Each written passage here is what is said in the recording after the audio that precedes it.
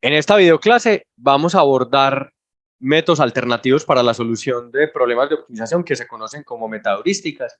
En particular vamos a hablar de los algoritmos genéticos, que son las más famosas de las metaheurísticas, y cómo se pueden implementar o cómo están implementadas en el solver de Excel. En programación entera, algunas veces es necesario recurrir a otro tipo de métodos cuando los modelos matemáticos no son capaces, de cierta manera, y ahorita vamos a ver eso qué significa, de resolver los problemas de optimización que formulamos. Y en ese contexto aparecen las metaheurísticas como una opción, y en particular en esta sesión vamos a hablar de los algoritmos genéticos y su implementación en Excel. Vamos a hablar inicialmente entonces de las metaheurísticas. ¿Qué pasa si un modelo de optimización nos tomamos el tiempo de formularlo, de implementarlo computacionalmente en un optimizador, pero resulta que no funciona? Y podemos estar en muchas situaciones en las cuales el método exacto no nos sirve o no funciona. Una es porque no existe un método exacto para resolver el problema. Es posible que el problema de optimización que formulamos no podamos resolverlo con el modelo de optimización porque su tiempo de ejecución se tarda mucho. Entonces, por ejemplo, tenemos un modelo y se tarda horas cuando la decisión la necesitamos en segundos o milisegundos. O se puede llegar a tardar días. Cuando la complejidad de los problemas es muy alta, aunque no lo creamos, los optimizadores pueden llegar a tardarse mucho tiempo y en algunos casos incluso agotar los recursos de cómputo que tenemos disponibles. Por ejemplo, la memoria RAM del computador cuando hay que guardar el árbol del branch and bound. O en otros contextos, y aunque uno no lo crea, puede ser que usted no requiere la solución óptima. Bien sea porque es un estudio preliminar y usted quiere competir, por ejemplo, contra las soluciones manuales y es probable que usted solamente quiera una solución que sea mejor que la actual, o cuando los recursos de desarrollo son limitados, usted no tiene el presupuesto para tener un software de optimización comercial o no lo puede usar porque hay alguna limitación y se quiere tener un desarrollo independiente de un software de optimización. En algunos casos incluso porque modelar ese problema de optimización puede llegar a ser difícil. Eso pasa, por ejemplo, cuando los modelos requieren la evaluación de un sistema complejo, digamos una simulación para evaluar la función objetivo o la simulación de un sistema real. Por ejemplo, en ingeniería eléctrica es muy común que para evaluar una solución sea necesario ejecutar un flujo de potencia en un circuito eléctrico. En ese contexto usted no puede evaluar la función objetivo simplemente. En ingeniería industrial, cuando tenemos un modelo que, como dije, hace uso de una simulación de un sistema para saber las consecuencias, en ese contexto no podría modelarse fácilmente un modelo de optimización con restricciones y función objetivo clásicos y entonces es necesario recurrir a otras herramientas. Y aquí aparecen entonces los métodos aproximados que son de dos tipos, las heurísticas y las metaheurísticas. Veamos qué son.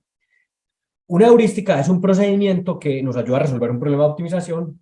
Primero tiene que estar bien definido y vamos a usar una aproximación intuitiva en la que vamos a hacer uso de la estructura del problema de manera inteligente para obtener una buena solución. Y aquí es importante decir buena solución porque ya no estamos diciendo la solución óptima porque estamos sacrificando ese conocimiento que tenemos en optimización cuando utilizamos el método simplex, branch and bound y los métodos exactos que nos da garantía de optimalidad. Aquí lo único que podremos saber es que si el diseño del método heurístico fue bueno, esa solución va a ser buena, pero no sabremos si es la solución óptima. Y entonces hay una familia más compleja, un tanto más sofisticada de heurísticos, que son las metaheurísticas, que son procedimientos iterativos que guían o modifican procedimientos de esas heurísticas subordinadas para obtener soluciones de buena calidad. Y normalmente estos métodos operan bien sea sobre una solución completa o incompleta que van construyendo o sobre un conjunto de soluciones. Y tienen una estructura general que es independiente del problema. Esta es una característica muy importante, es que si uno dice que está usando un algoritmo genético, como veremos más adelante, el método como tal, el marco que se usa es el mismo siempre. Lo que pasa es que adaptamos los componentes de ese marco general al problema que estamos resolviendo. Y como decíamos, en general no es posible saber qué tan lejos estamos de la solución. Veamos entonces ahora el primero de los, y quizás el más famoso de los métodos de las metaheurísticas, que son los algoritmos genéticos. Y entonces en los algoritmos genéticos hay una analogía genética, de hecho se llama así porque se piensa en la evolución de las especies y se dice que las poblaciones van evolucionando y mejorando su adaptación con el ambiente. Y esa adaptación en nuestro contexto va a ser la función objetivo. Entonces vamos a tener una población de soluciones a las cuales les vamos a evaluar la función objetivo y vamos a dejar que sobrevivan las soluciones que tienen mejor adaptación, es decir, las que tienen mejores funciones.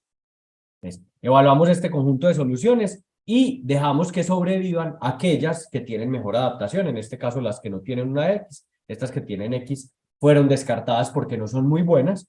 Dejamos que las soluciones intercambien información entre ellas. Aquí esquemáticamente cortamos un pedacito de la solución negra y otro pedazo de la solución roja y obtenemos una solución rojinegra en un procedimiento que se llama el cruce. Ahorita veremos en detalle qué hace, por ejemplo, un cruce para una representación binaria. Y una vez que hemos hecho el cruce, es posible, como en la naturaleza, modificar ligeramente la solución, en este caso una perturbación aleatoria, en la que introducimos información que no estaba en las dos soluciones que generaron la anterior, que se conocen como padres, de hecho, por la analogía biológica. Y entonces aquí, en este hijo que teníamos rojo y negro, introducimos un pedacito amarillo, que es una mutación, un componente aleatorio que modifica ligeramente esa nueva solución que aquí en los algoritmos genéticos, otra vez, por la analogía biológica, se conoce como hijo. Y eso vuelve, ponemos esa solución en la población y la evaluaríamos para ver si tiene posibilidades de sobrevivir, de estar mejor adaptada que las que había antes, y si lo está, pues se va a integrar a esta población y esto se va a repetir en un ciclo iterativamente hasta que se cumpla algún criterio de parada.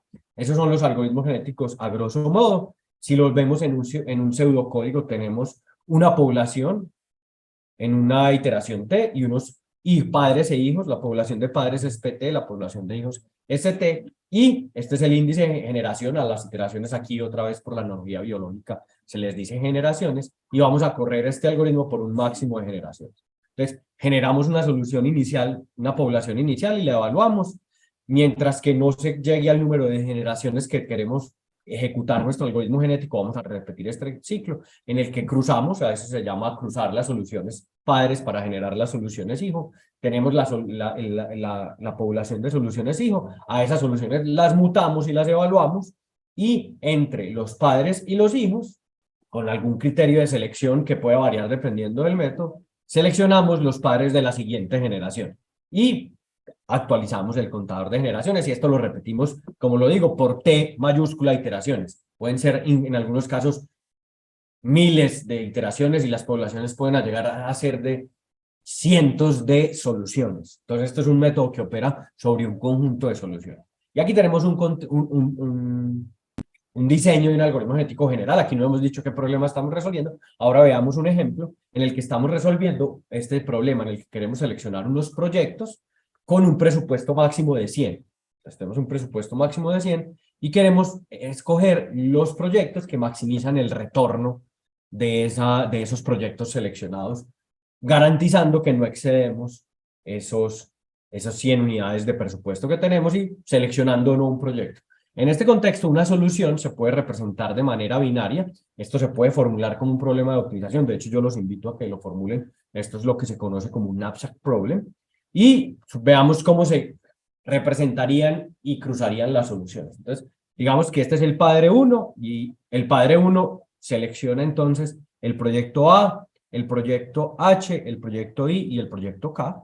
Y el padre 2, bueno, y eso ya es una solución. Puede ser factible o no, y uno tendría que evaluar la función objetivo y la factibilidad, y por ejemplo, si es infactible, penalizarla o hacer algo o descartarla, pero en este contexto, independiente de la factibilidad, veamos cómo se cruzaría el padre 1 con el padre 2, que selecciona por su parte el proyecto B, el F, el J y el K, y entonces un operador que se conoce como el operador de cruce en un punto, se selecciona un punto aleatorio y se cortan ambos padres por ese punto. Aquí cortamos por el 1, 2, 3, 4 por la quinta posición. Eso es un número aleatorio que se genera en cada cruce. Diríamos, dígame un punto en el cual voy a cortar los dos padres y entonces aquí tenemos la primera mitad de ambos padres va a generar la mitad de un hijo. Aquí es algo chistoso. Normalmente en los algoritmos genéticos se generan dos hijos por algún motivo, como el procedimiento da automáticamente dos hijos, entonces siempre hay dos soluciones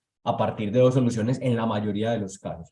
Y ahora vamos a intercambiar la otra mitad. Entonces, si nos damos cuenta, esta otra mitad del hijo 1, que es C1, es la segunda parte del padre 2. Entonces se combinaron la primera parte del padre 1 con la segunda parte del padre 2 y la primera parte del padre 2 con la segunda parte del padre 1. Y eso nos da dos soluciones. que pueden ser idénticas a sus padres en algunos casos o diferentes de ellas. Las evaluaríamos y estas soluciones entrarían a la población para competir por estar en la siguiente generación como padres de nuevas soluciones para poder generar nuevas soluciones. Eso es un cruce en un punto, eso ya nos muestra para una representación binaria y la selección de estos proyectos cómo operaría un algoritmo genético. Luego viene el siguiente paso, que es dado un hijo, mutarle una parte. Entonces tomamos el hijo, supongamos que tomamos el hijo, bueno, aquí coincide con el padre, pero supongamos que tomamos a uno, este fuera uno de los hijos, y generamos una posición aleatoria nuevamente, pero esta vez no es para cortar, sino para, en esa posición, digamos que aquí tenemos un número, tenemos 11 proyectos, generamos aleatoriamente un número, y digamos, cayó el 4, y si cayó el 4, entonces aleatoriamente vamos a tomar la posición 4 y la vamos a mutar para generar diversidad en la población, y aquí cambiamos de 0 a 1 el valor de la posición 4 en esa solución. Y eso es lo que se conoce como un operador de mutación. Y dependiendo de la representación y del problema, también puede haber, así como puede haber varios operadores de cruce, puede haber varios operadores de mutación. Y eso es un algoritmo genético, grosso modo. Pues hay un montón de aplicaciones. Como les digo, es quizás la metaheurística más famosa que existe. Es muy utilizada y, dado que es muy utilizada y viene desde los 80s, hasta un nivel de madurez que está incorporado en muchos software. Por ejemplo, en MATLAB hay una librería que tiene algoritmos genéticos. En Java uno encuentra librerías que implementan esos algoritmos genéticos. En Python también va a encontrar y, por fortuna, en el contexto en el que estamos, porque además el solver de Excel está disponible en muchas organizaciones, el solver de Excel en su solver, una de las opciones que tiene es usar un algoritmo genético. Entonces vamos a ver dos ejemplos de ello. Uno en este problema que es el que hemos llamado el NAPSA, que es un problema clásico de la literatura de investigación de operaciones, y después en el TSP. Y en ambos casos vamos a usar el Evolutionary Solver de Excel, que en este link pueden revisar mayores detalles. Ahí van a poder revisar los detalles y una breve explicación de cuál es el algoritmo genético que está tras bambalinas cuando le pedimos al solver evolutivo de Excel que resuelva un problema. Y eso lo hacemos a través de esta opción. Entonces vamos a pasarnos a Excel para ver esa opción. Y vamos a resolver entonces estos dos ejemplos. En este primer ejemplo es el knapsack problem en la selección de proyectos que tenemos aquí. Siguiendo nuestra notación habitual, las variables de decisión están resaltadas en verde. Por ejemplo, si cambio a 0 una de estas variables, dejo de seleccionar el proyecto F, vemos que el costo cambia y que el retorno también cambia. De hecho, si los borro todos para no tener ninguna solución, los pongo todos en ceros para arrancar con esa solución, veo que se actualiza el valor del presupuesto y el valor del costo, y aquí tenemos en azul la función objetivo que queremos optimizar. Entonces, si ya he puesto el modelo en el solver de Excel, es importante, tendré que haber construido previamente el modelo en el solver de Excel. Lo voy a abrir porque ya lo tengo construido. El modelo es bastante simple. Lo único que busca es maximizar el retorno, sujeto a que las variables en verde son binarias y el costo del proyecto no excede el presupuesto, que en este caso es de 100. Y ese es todo nuestro modelo de optimización. Y aquí yo le puedo decir que quiero resolver, en vez de usar el método simplex, que quiero resolver con un algoritmo evolutivo. Es posible que para este problema, que es bastante simple, no sea necesario usar el evolutivo y el modelo de optimización funcione, pero nos sirve como un buen ejemplo para ilustrar cómo funciona este optimizador evolutivo de Excel. Entonces le voy a pedir que resuelva, él va a arrancar a iterar, y abajo en la barra de tareas vemos cómo me va diciendo cuál es la evolución. Ahí me dice, mire, yo tengo una solución, estoy resolviendo el subproblema número 2000 y algo, y ahí va corriendo y corriendo y corriendo, y me dice, mire, tengo una solución que tiene 120 de utilidad, y ahí está corriendo, y vamos a ver cuándo para. Ya vamos a ver cuál es el criterio de parada que estoy utilizando. Lo estamos dejando correr. ¿Qué es lo que está haciendo por detrás? Un algoritmo evolutivo, un algoritmo genético que está combinando soluciones de una población para mejorar la función objetivo con el ánimo de encontrar la mejor posible después de un número de iteraciones predeterminado. Pues ahí está ejecutando por un buen rato. Esperemos a que se cumpla el criterio de parada. Y una vez se cumpla el criterio de parada, vamos a poder ver cuál es la solución que el método nos arroja. Pues aquí nos dice, mire, Solver no puede mejorar la solución actual, se cumplen todas las restricciones y cuando se usa el motor Evolutionary, significa que el solver se detuvo porque no puede encontrar una mejor solución en el tiempo predeterminado. Es decir, el criterio de parada en el algoritmo evolutivo de solver es el tiempo de ejecución. Le damos a aceptar y nos va a mostrar cuál es la solución. Aquí, ¿qué pasó? Ya encontró una solución, aquí la tenemos.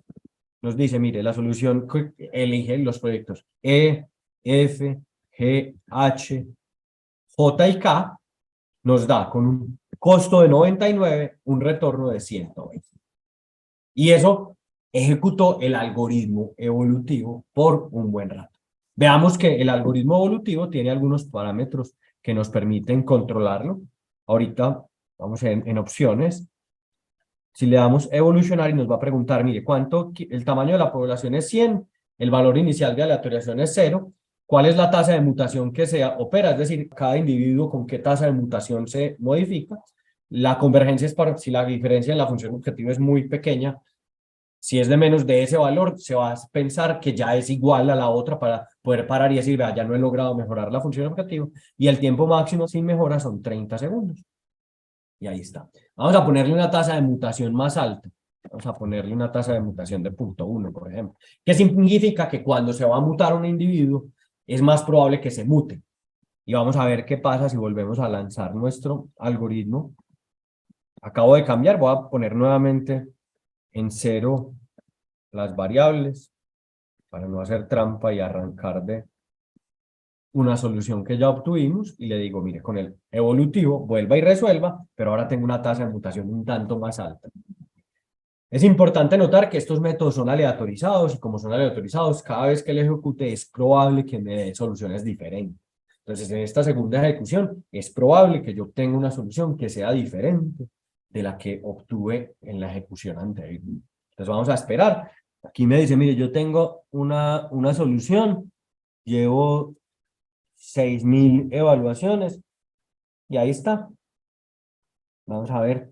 Lo único es que no vemos la evolución de la solución. Eso haría más lento el proceso de ejecución del algoritmo. Vamos a ver a dónde llega esta vez nuestro algoritmo genético del solver de Excel con esa tasa de mutación un tanto mayor. Entonces nos toca esperar. Ahí ya terminó. Nos dice, mire, otra vez encontré una solución que no se puede mejorar después de 30 segundos de ejecución y se cumplen todas las restricciones. Le voy a mostrar la solución. Vamos a ver qué solución encontró ahora. Entonces miren, por ejemplo, si la tasa de mutación es muy alta, miren lo que pasó. No logró mejorar en este contexto de más de 79 en el costo. Entonces ahí la tasa de mutación hace que se comporte quizás muy aleatoriamente nuestro algoritmo. Pero como decíamos, no sabíamos si estamos en la solución óptima o no. Voy a ejecutar una última vez, voy a restablecer la tasa de mutación a un valor más bajo, como el que estaba antes, y voy a ejecutar una tercera vez para ver qué pasa. Aquí sí voy a arrancar, esta solución es muy mala, entonces voy a arrancar de esa, por ahí no parece que estuviera haciendo trampa, le voy a dar otro rato, pero le cambié la tasa de mutación y vamos a esperar a ver qué pasa. En general, si tengo una población más grande, que es otro de los parámetros, pues se va a tomar más tiempo porque va a tener que evaluar más soluciones. Vamos a ver a qué solución llega en esta tercera ejecución de nuestro método. Aquí hicimos un poco de trampa al arrancar de una solución, que no era todo en ceros, pero veamos dónde para. Eso es una cosa interesante. Las soluciones en las que se detiene se llaman óptimos locales en el sentido de que en su vecindad, en la cercanía, después de hacer todas esas operaciones de cruce y de mutación, no se logran soluciones que sean mejores que ellos. Y se llaman óptimos locales porque no sabemos si son la mejor solución de todo el problema. No podemos garantizar que tenemos el óptimo global como si lo podemos garantizar cuando usamos un modelo de optimización tradicional. Entonces vamos a ver qué pasa con este nuevo ensayo del algoritmo genético. Paro otra vez después de 30 segundos sin poder mejorar la solución. Y aquí tenemos que no logró mejorar, estamos en un óptimo local y no lo logró mejorar más. Vamos a poner todo en ceros y vamos a ejecutar una cuarta vez, con la esperanza de quizás encontrar una mejor solución. Entonces, vamos a ver si arrancando esta vez desde todo en ceros y con esa tasa de mutación tenemos la suerte de encontrar una mejor solución que aquella que tenía un retorno de 120 unidades monetarias. Crucemos los dedos. Como les digo, los algoritmos genéticos y en general las metaheurísticas son aleatorizadas, entonces la solución que encontramos, primero no tenemos la garantía de optimalidad y en la mayoría de los casos cada ejecución nos va a dar una solución diferente, a menos que converja siempre al mismo óptimo local. Entonces vamos a esperar, a ver aquí cómo va. Miren que se resuelven muchos problemas, o sea, se evalúan muchas soluciones. En este rato que estamos hablando se han evaluado 12.000 soluciones. Hay que pensar que el espacio de solución de este problema es 2 a la número de variables binarias, o sea que es bastante grande. Vamos a ver qué pasó. Ahora encontró una solución de 97 con un retorno de 73. Entonces vimos que no ha logrado mejorar ese valor que le dimos o que obtuvimos en la primera ejecución. Veamos ahora que si efectivamente cuando ejecutamos un metaheurístico hay que entender que el problema puede ser tan complejo que esto que voy a hacer no es una opción en la mayoría de los casos cuando recurrimos a una metaheurística o una heurística. Es decir, la heurística o la metaheurística la vamos a utilizar o vamos a recurrir a ellas como solución de última instancia, es decir, cuando el modelo matemático no funcionó. En este contexto, sin embargo, podemos usar el modelo matemático y si le doy al solver de Excel y le digo que quiero usar el método simplex para que use un branch and bound y le doy resolver, me va a decir, ay, espérense.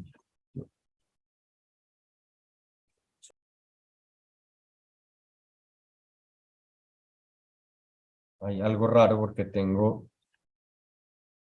un resultado que no es mejor que la solución que tenemos, B15 a L15. Cambié la función objetivo por error. Es esta. Digámosle que vamos a resolver. Y ahora sí. Entonces, resultaba que esa solución que teníamos, que nos dio en la primera iteración, que tenía un retorno de 120 y un costo de 99, era la solución óptima. Sin embargo, no lo sabíamos. Con el algoritmo genético no teníamos esa garantía de optimalidad. Y este es nuestro primer ejemplo de algoritmos genéticos. Ahorita vamos a pasarnos a un segundo ejemplo en el que la solución ya no se representa como un vector binario de ceros y unos, sino que se representa como una secuencia de números enteros, todos ellos diferentes. Pues voy a abandonar esta aplicación del knapsack en el que estamos seleccionando proyectos para irnos a otro problema que se conoce como el TSP. Entonces, el problema de TSP viene de la palabra Traveling Salesman Problem, que es un problema clásico de la optimización combinatoria, en el cual uno quiere recorrer un conjunto de, normalmente se les llama ciudades, pues un conjunto de puntos, pueden ser ciudades en el entendimiento que uno está visitando, suponiendo que estuviera de viaje, quiere ir a varios lugares y quiere el recorrido más corto posible, por ejemplo. O en una ciudad se está haciendo visitas a clientes en atención domiciliaria o en reparación, o está entregando mercancías o recogiendo residuos sólidos. En todos esos casos, usted tiene un lugar de operación que puede ser el centro de distribución, la estación de transferencia, la oficina de operaciones si son atenciones domiciliarias de cuidado de personas, por ejemplo, y usted tiene que ir a todos los puntos de atención y volver en el menor tiempo o distancia posible. Entonces, como les digo, a esto se le conoce como el TDSP Traveling Salesman Problem. Para una descripción bien detallada de recursos, aplicaciones, su historia, tenemos este link de la Universidad de Waterloo que tiene un sitio web dedicado enteramente a este problema clásico de la optimización combinatoria. Entonces, aquí tenemos una matriz, nuestra matriz de distancias, y si operamos sobre esta matriz y ponemos una secuencia, supongamos que vamos a decir que vamos a salir de una ciudad, vamos a salir de la 1, luego vamos a visitar la 4, luego la 3, luego la 5, luego la 2, luego la 6 y luego la 7. Esto me dice que la distancia total recorrida es de 36.8. Entonces miren que aquí la solución se representa como una secuencia de números enteros, todos ellos diferentes. Esto también puede modelarse como un problema de optimización entero con restricciones y función objetivo, en el que la función objetivo sería minimizar esta distancia. Sin embargo, los métodos clásicos de optimización, por lo menos la formulación, no es capaz de resolver más allá de unos cuantas decenas de puntos que hay que visitar, y en algunas aplicaciones uno puede llegar a tener cientos o miles de puntos. Para eso hay métodos exactos diseñados específicamente para resolver este problema, pero también hay muchos métodos heurísticos y metaheurísticos. Entonces nosotros, aunque podríamos modelar este problema matemáticamente y poner un programa matemático con restricciones, variables de decisión y función objetivo. Aquí la complejidad del problema sí es tan grande que ni siquiera la modelación se nos ocurre en algunos casos. Entonces vamos a recurrir nuevamente al solver de Excel y a su algoritmo evolutivo.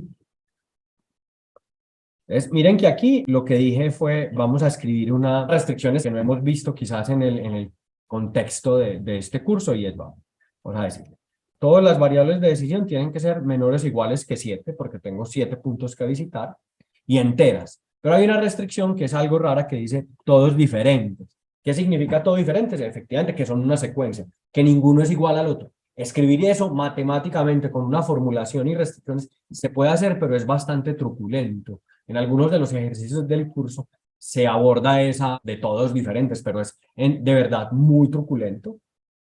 Entonces eso hace que la complejidad del problema cuando se resuelve con el modelo de optimización sea muy grande. Entonces vamos a recurrir nuevamente a nuestro solver evolutivo. Vamos a ver qué opciones tiene, de tener las opciones por defecto. Le doy cancelar. Y vamos a ver, tenemos ahora en este momento 36.8 de función objetivo y le vamos a pedir que resuelva y otra vez va a empezar a generar poblaciones de soluciones para mejorar iterativamente la función objetivo y después de llegar al criterio de parada, que como vimos son 30 segundos sin mejorar la mejor solución que ha encontrado hasta el momento, la solución incumbente, va a parar. Y vamos a ver qué pasa, cuál va a ser esa solución incumbente que nos devolverá. Como les digo, hay que esperar hasta que converja, es decir, hasta que llegue a 30 segundos sin lograr mejorar la solución incumbente. Entonces teníamos 36.8 antes de correr el algoritmo genético y luego que lo hemos ejecutado, hemos encontrado una solución de 22.35, que es mucho mejor que la anterior. Y es una secuencia, aquí es una cosa interesante, es como es una secuencia que vuelve y empieza. Aquí este 4 es igual a este número por la fórmula, pero entonces aquí vamos a salir de 1 a 2 a 3, luego a 4 a 5 a 6 a 7 y volver a 1, si 1 fuera nuestro centro de operación. Y es como eso es un circuito, si es un circuito no tiene principio ni fin, entonces es hacer ese circuito. Y uno saldría en ese caso desde el lugar que sea el centro de operaciones. Si fuera el sitio 1, entonces la secuencia 1, 2, 3, 4 está construido para que la secuencia en orden sea la óptima, así uno no lo sepa. Entonces si uno le pusiera que es exactamente idéntica a esta, 1, 2, 3, 4, 5, 6, 7, pero la voy a poner en orden aquí para que veamos que 2, 3, 4, 5, 6 y 7, y volver a 1, 22.35. ¿Cómo se construye esta distancia? Con una búsqueda en esta matriz del índice de 1 y 2, el índice de la fila 1, columna 2, y se va sumando esa distancia para tener una distancia total del recorrido. Este es pues un segundo ejemplo de un algoritmo genético. Cuando la representación es una secuencia de números diferentes, pues eso puede usarse en programación de producción, por ejemplo. Y para eso hay muchos operadores genéticos especializados para ese tipo de representación, por ejemplo. Veamos ahora entonces, para terminar, un ejemplo que quiero que resuelva. Y entonces, este ejercicio en el que vamos a extrapolar ahora nuestro contexto ya va a ser la programación de una máquina. Nuevamente nos interesa una secuencia, pero en este caso la secuencia es de trabajos que se van a procesar en una máquina. Y esos trabajos tienen un tiempo de procesamiento, es decir, cuántas horas se demora ese trabajo en ser procesado y una hora de entrega acordada con nuestro cliente. ¿Qué máquina puede ser eso? El horno de una panadería. La definición de máquina de verdad es bastante flexible. Puede ser un aparato que se usa para hacer ayudas diagnósticas en un hospital y los trabajos es nuestra lista de pacientes y cuando los tenemos que hacer la ayuda diagnóstica con base en las intervenciones que sigan. O pueden ser los quirófanos de un hospital, o puede ser una máquina efectivamente en un sistema de producción, o puede ser una pista de aterrizaje en un aeropuerto. Entonces, una máquina es de verdad un término muy general. Entonces, digamos que aquí tenemos un conjunto de trabajos, un tiempo de procesamiento y una hora de entrega que tengo prometida con nuestro cliente. Y entonces queremos decidir el orden de estos trabajos de manera que se minimicen una de dos cosas. Yo quiero que ensayen con el algoritmo genético de Excel, uno en el que se sumen las violaciones a las fechas de entrega, es decir, si se viola, ¿por cuánto se viola? Es decir, si el trabajo 1 se entrega después de la hora 26, se estará violando la fecha de entrega y cuánto es lo que se viola. Y otra en la que no importa tanto por cuánto se viole, sino si está atrasado o no, que es diferente. y estudiar el trade-off entre esas dos funciones de objetivo, porque es posible que mejorar una implique empeorar la otra. Para este ejercicio tienen una plantilla disponible en el material del curso. Quiero que la usen y que puedan ejecutar esos algoritmos genéticos. Es probable que les toque trabajar un poquito sobre esas hojas de cálculo de plantilla que tienen para resolver el algoritmo genético. Finalmente, para terminar, porque con esto se termina nuestras videoclases asociadas con los algoritmos genéticos, los invito a que busquen en Internet algoritmos genéticos, bien sea en Google Scholar o en Google normal, y van a encontrar muchas aplicaciones. Cuando digo aplicaciones, es aplicaciones en la práctica para resolver problemas de optimización, pero también paquetes, videos y un montón de recursos asociados con esta que es, como les digo, la metaheurística más famosa. Eso quiere decir, no es la única, hay muchas más, hay unas que se conocen como colonia de hormigas, porque también tienen una analogía biológica, pero hay otras que no, por ejemplo, la búsqueda de tabú, el recocido simulado, la búsqueda local iterativa, los algoritmos aleatorizados, voraces y adaptativos que se conocen como GRASP en inglés, the Great Randomized Adaptive Search Procedures, y hay un montón más. Van a encontrar que es un complemento útil y en el futuro, si quisieran seguir aprendiendo esto, se aprende en cursos avanzados de optimización.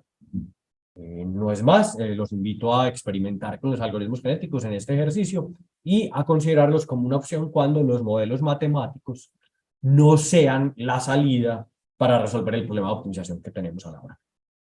Gracias.